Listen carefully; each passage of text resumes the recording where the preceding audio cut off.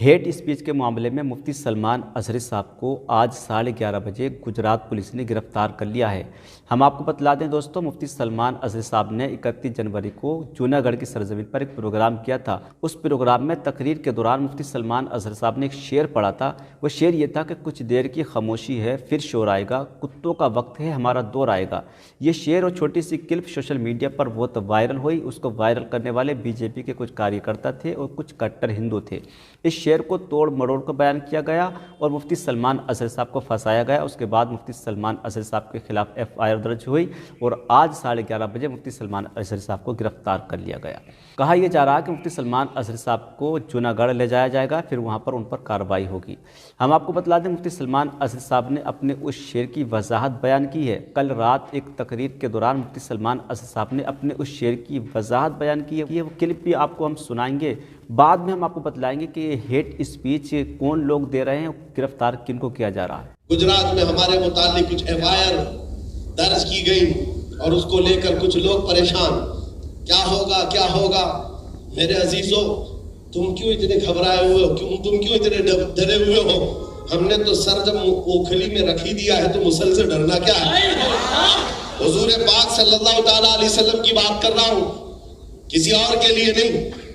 लोगों को ये आज हमारी तकरीर से निकाल करके मसाले लगा करके यूट्यूबर जो है फैलाते रहते हैं, इन्होंने ये किया, इन्होंने वो कहा, इन्होंने वो किया, इन्होंने ये कहा, ये भड़काऊ भाषण। तुम खुद ही भड़क रहे हो, हम नहीं भड़का रहे।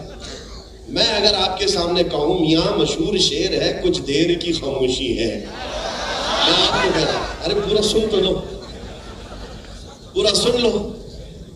मशहूर शेर है कुछ देर की खामोशी, उसको मैंने थोड़ा सा बदला। कुछ देर की खामोशी है फिर शोर आएगा, आज कुत्तों का वक्त है कल हमारा दौर है। इस शेर को बोलने पर अब तो आजादी भी नहीं रह गई। जबरदस्ती किसी ने ट्वीट किया और कहा इन्होंने हमारी कौम को कुत्ता कहा। मैंने कहीं कोई लफ्ज कहा ना ही मैंने किसी भी कौम का जिक्र किया, ना ही तुम्हारे गुरु घंटाल का, ना किसी बादशाह का, ना किसी नेता का कहीं जिक्र नहीं किया। तुम खुद ही कुत्ता बनना चाह रहे, तुम्हें क्या? हमने कहीं कोई जिक्र नहीं किया है और ना आज जिक्र कर रहा हूं। मियां अगर कोई कुत्ता कहकर पुकारे, आप क्यों भड़क रहे हो? आपको तो अल्लाह ने इंसान बनाया है।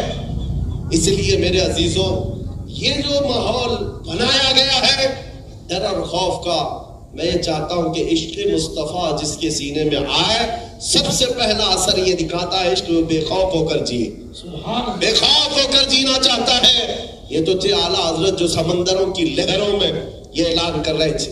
मैं जो बात कह रहा था वो यही है, हालात जैसे भी बिगड़ते जाए, खराब होते जाए, मैं ये कहता हूं तूफान कर रहा है मेरे अज़्म का तवाफ। दुनिया समझ रही है कश्ती भंवर में है,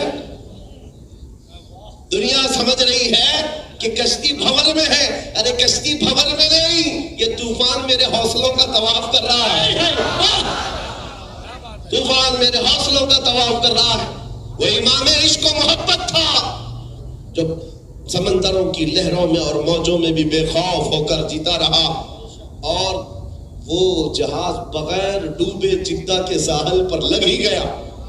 फिर वो बात पक्की हो गई, जहाज चलाने वाले कैप्टन की बात रह गई, हमारे कैप्टन की बात अल्लाह ने रख ली।